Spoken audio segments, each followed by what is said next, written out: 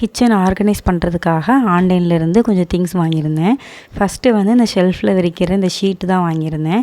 So sticker மாதிரி வாங்காமல் இது ஷீட்டு மாதிரி இருக்குது. ஸோ வந்து அந்த ஷெல்ஃப்லேயுமே வந்து ஒட்டாமல் நீட்டாக இருக்கும். அப்புறமா இந்த கண்டெய்னர்ஸ் வாங்கியிருந்தேன். 12 பீஸ் இருந்தது இந்த மாதிரி ஸ்டாண்டோடு சேர்த்து. அது வந்து ரொட்டேட்டிங் 360 டிகிரி ரொட்டேட்டிங் டேபிள் தான். பட் இது கிளாஸ் கிடையாது, பிளாஸ்டிக்கில் தான் வாங்கியிருந்தேன். அப்புறம் நைட்டு டின்னருக்கு வந்து புதுசாக ஒரு சட்னி ட்ரை பண்ணியிருந்தேன். யூடியூப் பார்த்து தான் செஞ்சேன். டேஸ்ட்டு வந்து ரொம்பவே சூப்பராக இருந்தது. ஸோ அதான் ஷேர் பண்ணேன்.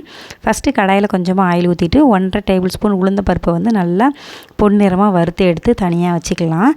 அதுக்கப்புறமா இது கூட வந்து ஒரு 2 துண்டு இஞ்சி, 2 வெள்ளைப்பூடு, 2 மிளகா, காரத்துக்கு தக்கன மிளகா, நான் 2 மிளகா எடுத்திருக்கேன்.